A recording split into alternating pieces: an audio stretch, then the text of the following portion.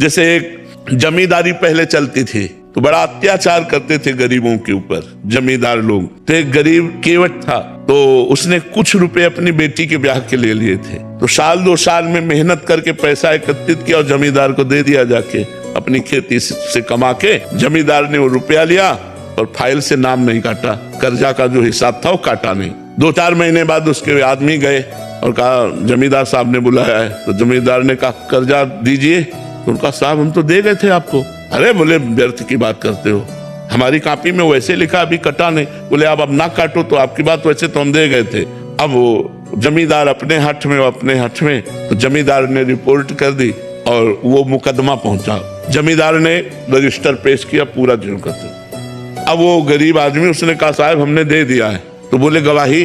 तो उनका रघुनाथ जी अर्थात भगवान राम। तो उनका रघुनाथ जी। तो बोले अगली पेशी में रघुनाथ को लिवा के लाना। उसने कहा हाँ ठीक। एकांत में गया और रोया कि हम गरीब आदमी हैं, हमारे परिवार का पोषण उसी खेती से होता है। प्रभु यदि आपने गवाही न दी तो हमारा तो सब बर्बाद हो जाएगा, हमारी बात झूठी हो जाएगी। आप कहाँ नहीं हो?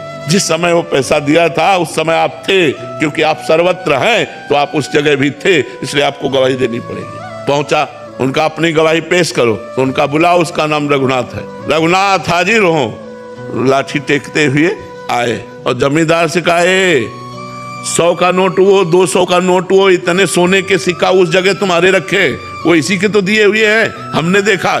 उसको होश उड़ गए कि ये तो बिल्कुल।